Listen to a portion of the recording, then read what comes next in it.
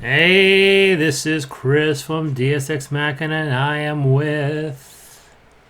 Dave, who's not going to sing at Rapid Wolf Games. And Dave, who's not going to sing it for Rapid Wolf Games. We are doing our top 5 dungeon crawl games. Correct. So, Let's hit to it. Number 5 is... Number 5 is Imperial Assault. It doesn't seem like a dungeon Guess crawl. I should actually say Star Wars Imperial Assault. Oh, come on. You all know it. And the reason this falls into this category is basically Descent reskinned. And if you've ever played Descent, you probably would like this game, because it not only is Descent reskinned, but they included 2 new mechanics to this game, which is skirmish mode. So you can be like, no, I don't want to play a game. I just want to shoot my friend in the Star Wars universe. Yay! Okay. Basically, it's mini Star Wars Legion. And then it has also, in its campaign mode, built-in side quests that as more content you buy, the more branching story arcs you can have. And that is not something that was in Descent. So basically they took Descent, slapped a sci-fi theme on it, and stepped it up. So that's number 5, Imperial Assault. Number 4 for top 5 dungeon crawl games is a game that you are assuming is going to be on this list, but you'd be mistaken that it is not a number 1. And that is Gloomhaven. Gloomhaven is... I would have said this one should end up at 5. Yeah? Yeah. Yeah, well, I have a voice. I screamed it.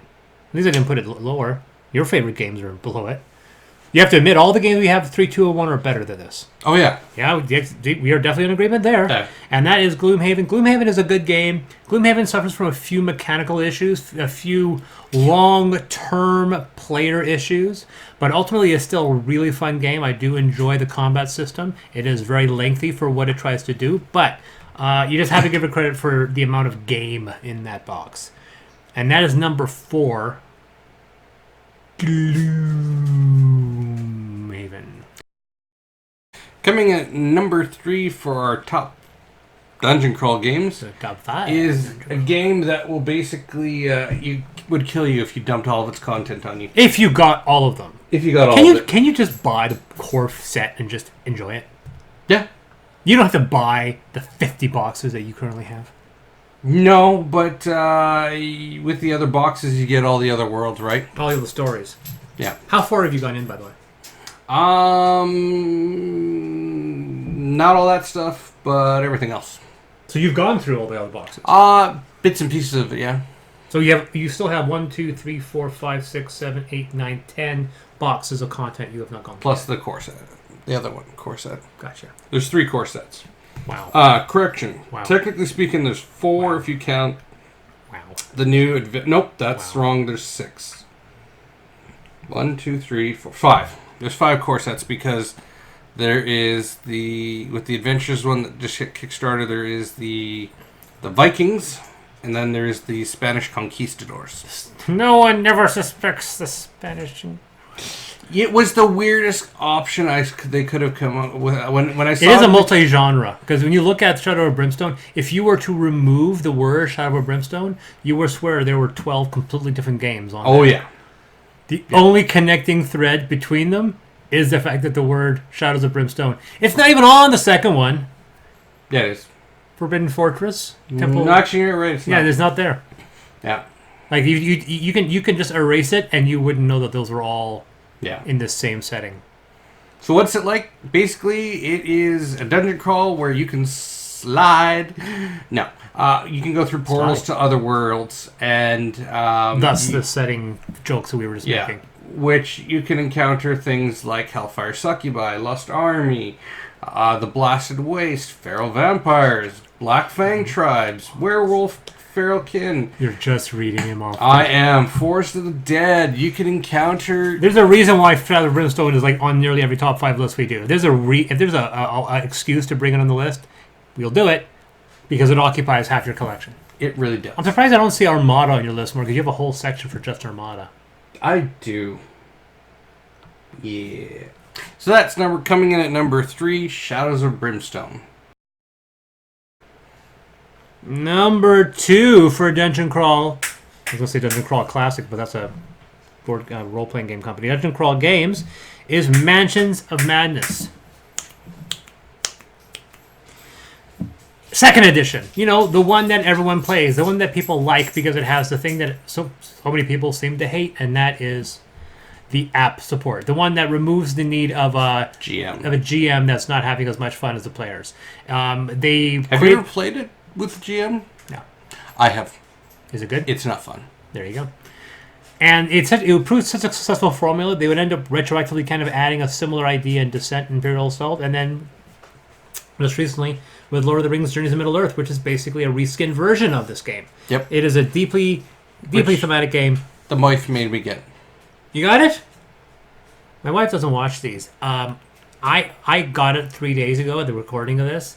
It's in a wrapped box that I'm taking on vacation with her, and we're staying in Halfling Hideaway, which is literally a place that's made to look like Hobbiton, and we're going to open up the game there, and then we're going to play it. Nice. Very cool. Yeah, you'd have to worry if she never watches. She's not interested in anything I do. But no, quite literally, we're going to play that game in Hobbiton, and I'm recording my review there at the same time. Nice. Yeah, cool. I'm recording 2 reviews on vacation. I'm going to do a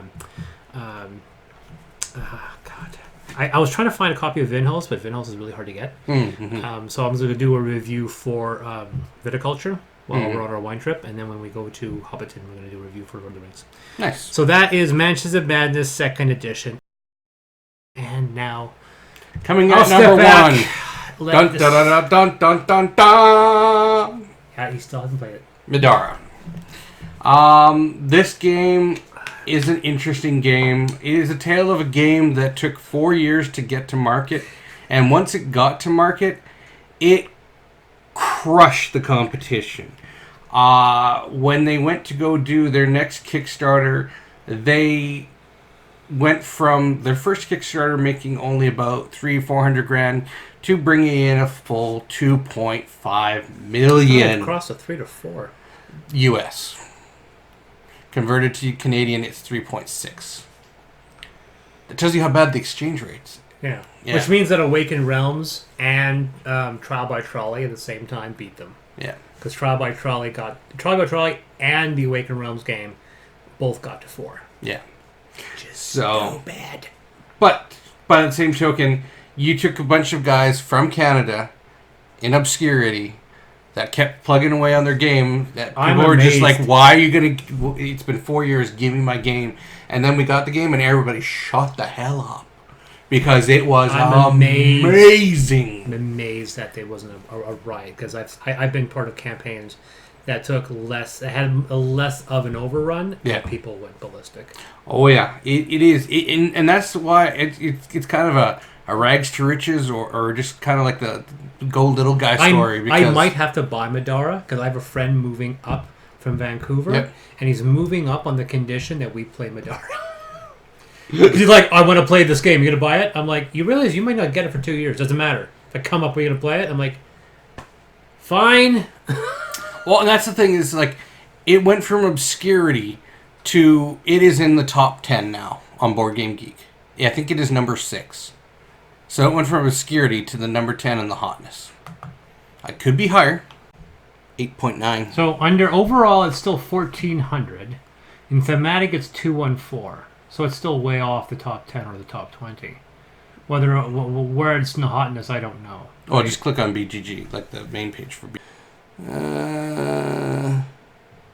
Must have fallen off. Denied! Oh, look at this. It's not there anymore. It is off. It fell off, but it was there. And what's on there, I might add? Gloomhaven and Dune. Yeah, well. Still, this game still... It was a comeback story, in my opinion. Well, they don't have any... They have nothing to prove. They made $3 million. They have nothing to prove. Yeah. Or they did, and they proved it. Yeah, they proved it. So that's number 1. Midara.